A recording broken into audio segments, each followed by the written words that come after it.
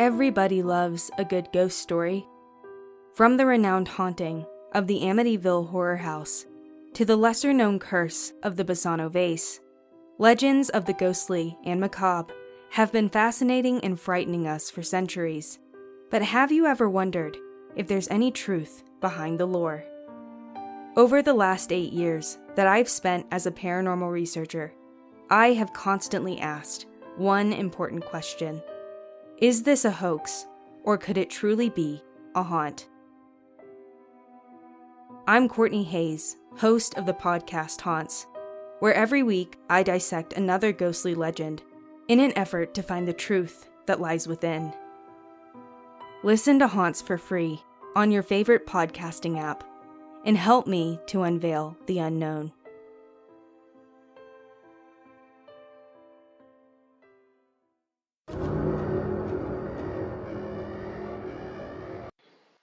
Welcome to the D.E.A.D podcast, where I discuss all things spooky and weird. I'm Desi, and today I'll be talking about back-to-school haunts. Let's get started.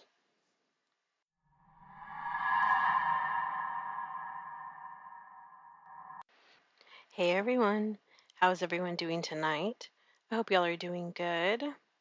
I am not drinking anything tonight. I just have my water. I am wearing a spooky shirt tonight, though.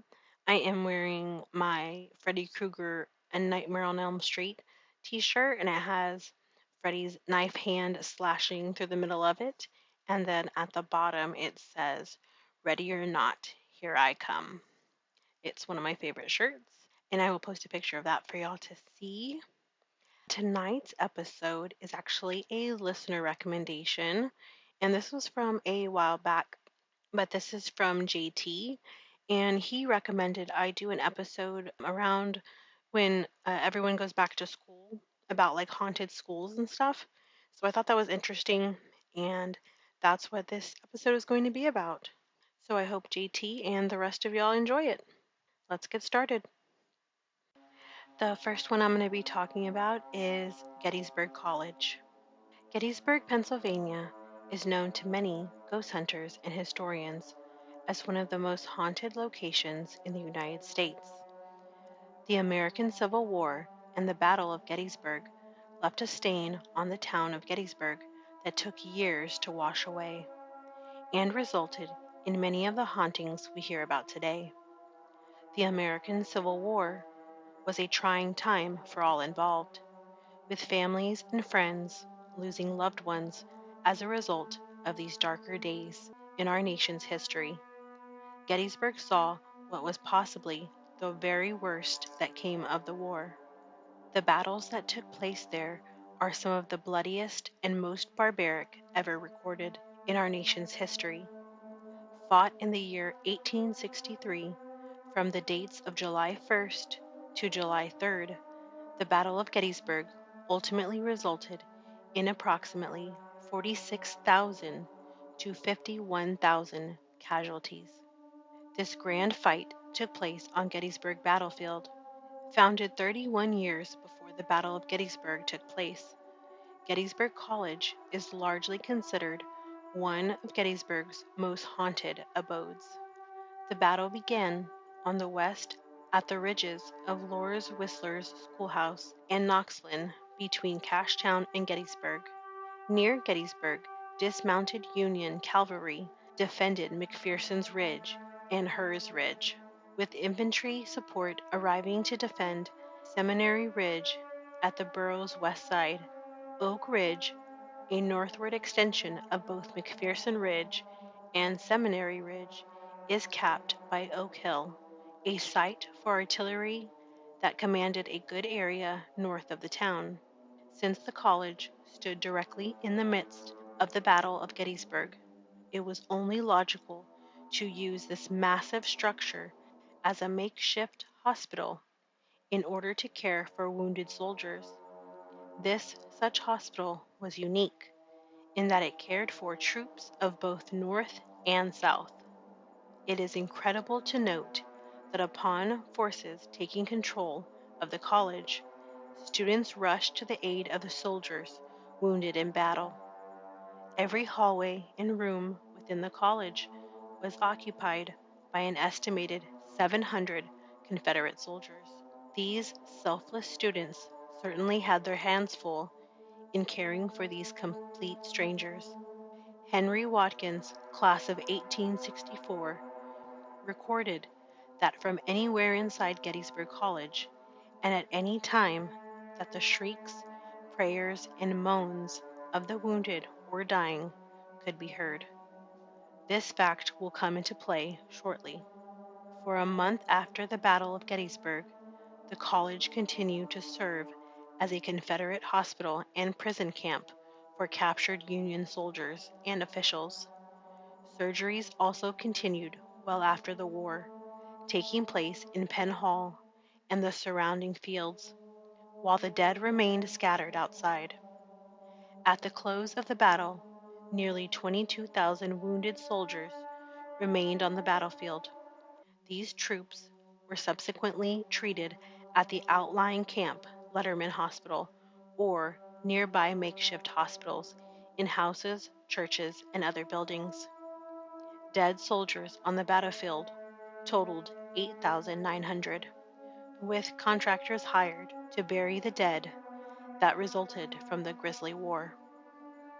With so much torment and chaos taking place within the hallowed halls of Gettysburg College, it is a foregone conclusion as to why this place could possibly be haunted. To this day, visitors, students, and faculty alike account for paranormal occurrences. One location at the college that seems to garner more attention from ghost hunters than any other is that of Penn Hall. Numerous people have reported hearing the moans and cries of young men, presumably belonging to the lost spirits of soldiers who were injured in battle and ultimately died within Penn Hall. The details of many of the sightings here are chilling, to say the least. One report came from a couple of college administrators back in the 1980s who were walking to the lower portion of Penn Hall during a light night working together. Upon arriving from the elevator ride down, when its doors opened, there stood dozens of apparitions dressed in hospital attire tending to fallen soldiers. Like something directly out of a horror flick, the spirits simultaneously looked up at the administrators, who quickly fled to the aid of a nearby security guard. However, when the three of them returned to the grisly sight, all evidence of their encounter was absent. Only a dark and empty room was to be found. It's interesting to add that years ago, a couple was retold this story by a complete stranger and professed that they know all about it, as the person who experienced the paranormal event was a friend of theirs who once attended the college. But after further details were given by the stranger, namely that two administrators had witnessed the spirits, it turned out that the couple was referring to an entirely separate account. This would seemingly cement that Penn Hall is indeed haunted. Ghostly soldiers are a common sighting at Gettysburg College, but one particular location is home to a spirit of a different type, known as the Lady in White. Her dwelling place of choice is that of Glatfelter Hall. Her story alleges that she lost her love as a result of the war and committed suicide by jumping from the Glatfelter's bell tower. Torn over her loss, lore tells that whoever looks into her eyes will end up meeting the same fate as she. Another widely circulated tale is that of another apparition who frequents Penn Hall, referred to as either the Lone Sentinel or the Lookout. This ghostly phantom is often seen carrying a lantern and rifle, as if still carrying out his duties and on his patrol all these years later. It is truly incredible to hear how the students of Gettysburg College sprang into action in order to come to the aid of their wounded brethren. Whether they were fighting for the North or South, prejudices were set aside.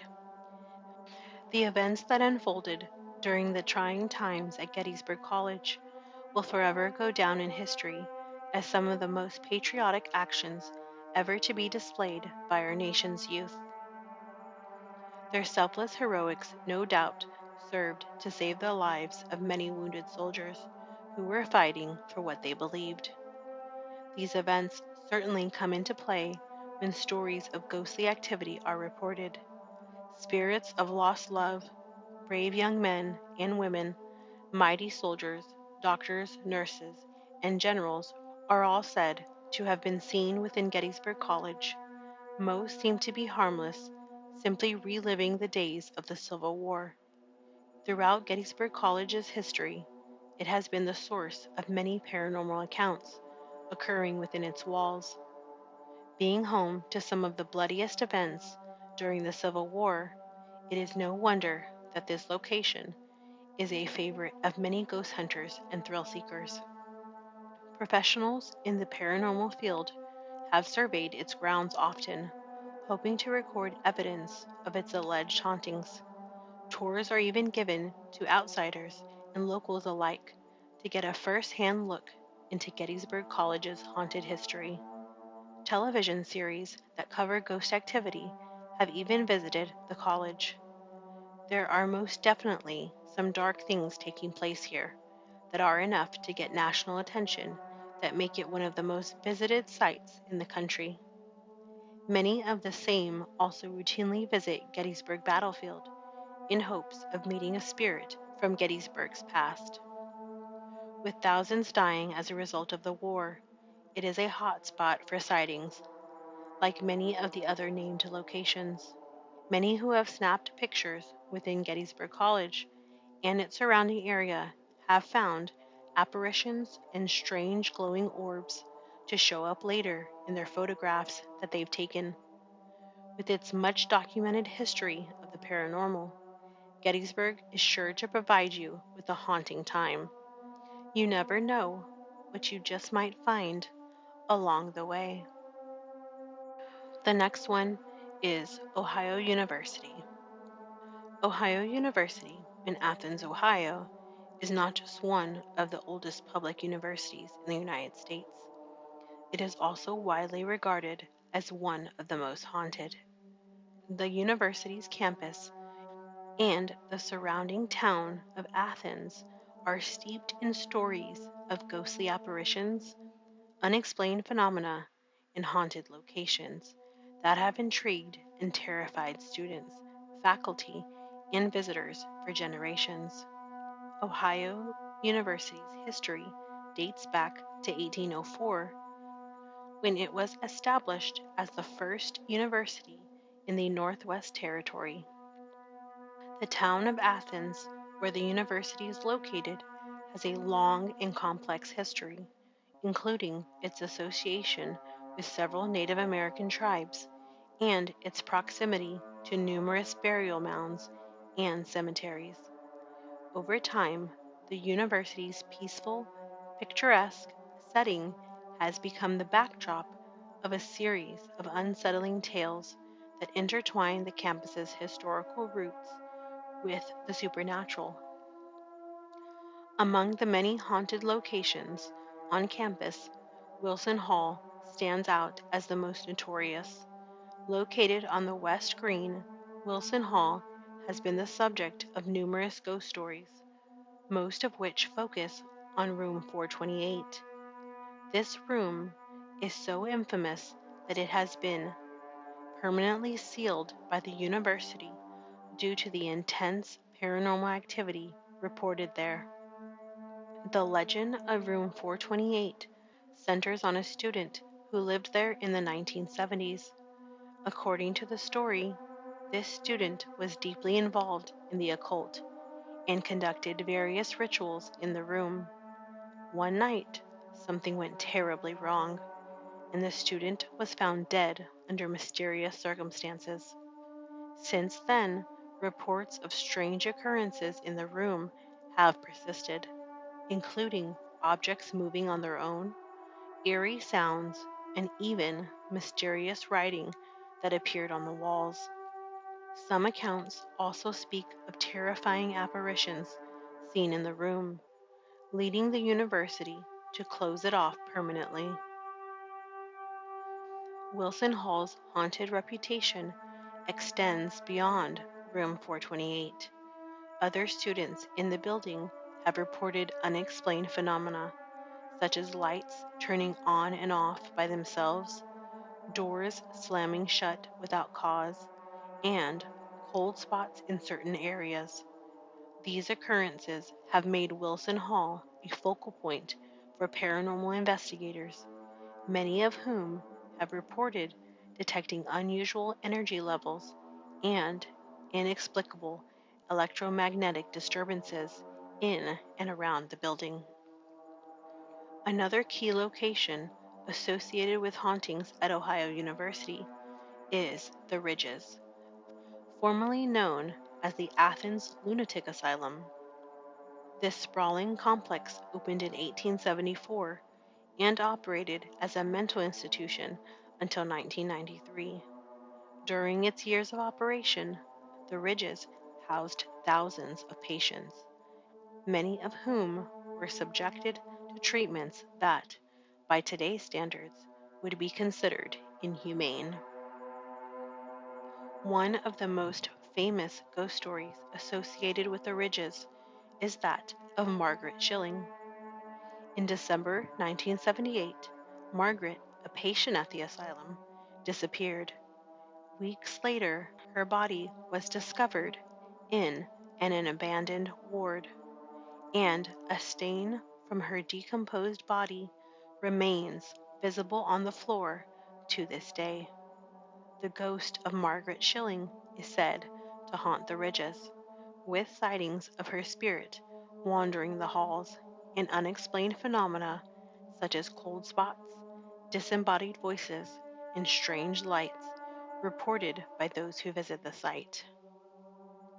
Beyond Margaret's story, the Ridges has a general atmosphere of unease, with many visitors and ghost hunters reporting an overwhelming sense of dread and the feeling of being watched. Some have claimed to hear the faint sounds of crying or moaning, believed to be the echoes of the asylum's former patients. The asylum's extensive network of underground tunnels used to transport patients and supplies is also rumored to be haunted, with reports of shadowy figures and unexplained noises. The Convocation Center, home to Ohio University's basketball games and large events, is another location shrouded in mystery.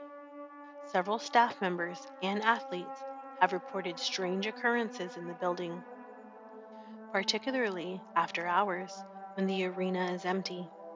Accounts include unexplained footsteps, doors opening and closing on their own, and the sensation of someone or something watching from the stands.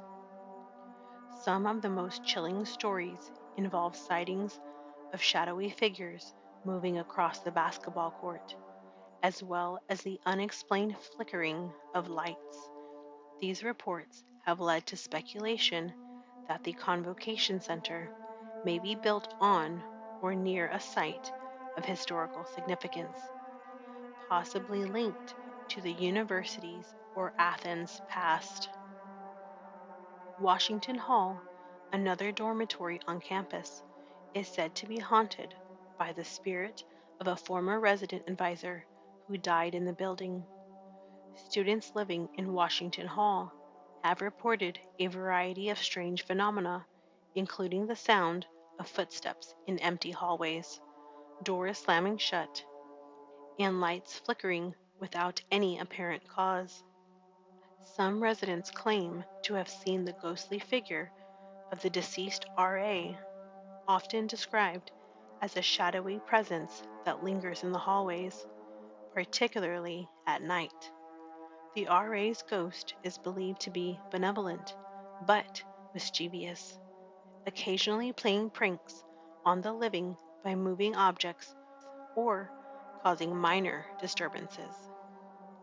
Jefferson Hall, located on the East Green, is another dormitory with a reputation for hauntings.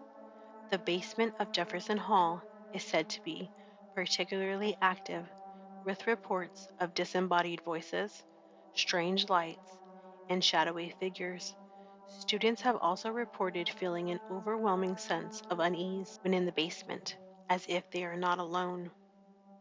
In addition to the basement, the stairwells of Jefferson Hall have been the site of numerous paranormal encounters. Some students claim to have seen apparitions on the stairs, while others report the sensation of being pushed or pulled by an unseen force. One of the most intriguing aspects of Ohio University's haunted reputation is the theory that the cemeteries surrounding Athens form a pentagram when connected on a map, with the university at the center. This has led to speculation about the area's spiritual energy and its potential connection to the many ghost stories associated with the university. Athens is surrounded by several cemeteries, including West State Street Cemetery, Sims Cemetery, Cuckler Cemetery, Higgins Cemetery, and Hanning Cemetery. When these cemeteries are plotted on a map, some believe they form the shape of a pentagram, with the university's campus lying at the heart of this mysterious symbol. The theory suggests that this configuration could be responsible for the high level of paranormal activity in the area, acting as a sort of spiritual vortex that attracts and traps spirits. Ohio University's haunted reputation has become a significant part of its identity, attracting both believers and skeptics alike, whether it's the chilling stories of Wilson Hall, the tragic history of the Ridges, or the mysterious phenomena reported in other buildings on campus. The tales of hauntings at Ohio University continue to captivate and intrigue. For many students, these stories are more than just legends. They are a tangible part of life at Ohio University, adding an element of mystery and the unknown to their college experience. While some may dismiss these stories as mere folklore, others believe they are a sign that the past is never truly gone, and that the spirits of those who once lived, suffered, and died in Athens may still be lingering, unable to leave the place they once called home. Now I'm going to be reading a supposed counter at Ohio University. Just got a phone call from my crying daughter at 2 a.m. Such a helpless feeling, and she's asking me what she should do. She goes to Ohio University in Athens, Ohio. Since this started happening, I searched online, and there are lots of stories about paranormal things happening to people living in the dorms. This started about 2 weeks ago, on two consecutive nights at about 2:30 a.m. Her and her roommate heard something large and metallic drop in their room. The sound didn't come from outside. They got up both times and searched the room for the source, but couldn't find anything out of place.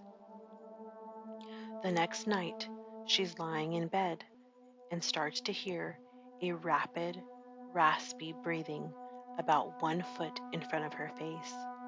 She sits up and asks her roommate why she is breathing like that, and her roommate says she hears it too, but it isn't her. As soon as they started talking, the sound went away. After that, they would go to sleep with the lights on and the TV playing.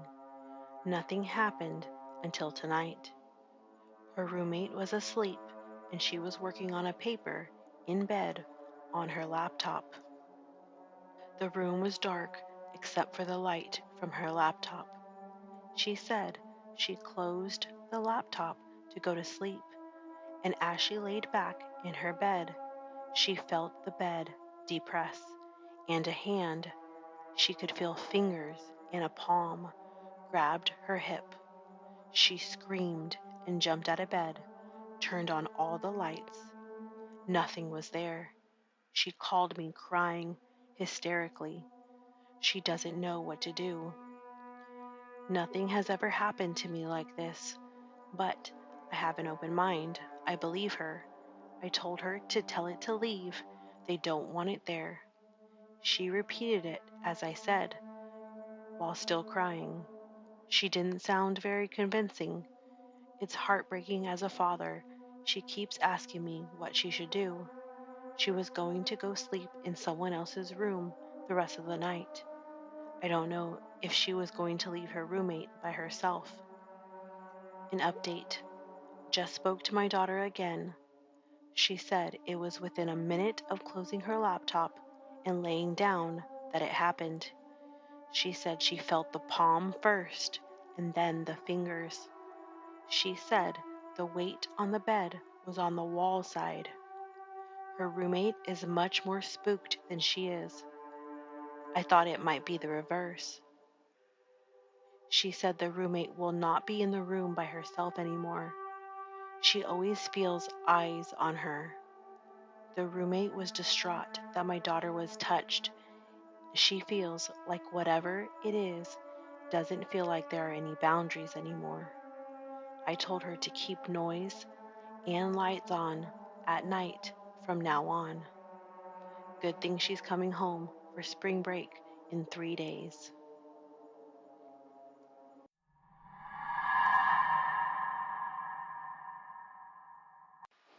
That brings me to the end of this episode.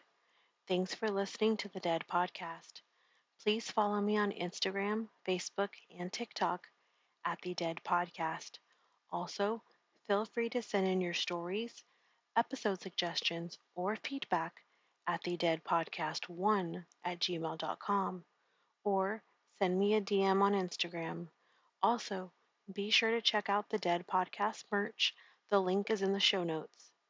If you enjoyed this show, please rate and review the podcast on whatever platform you are listening on, and be sure to come back next week for my next episode.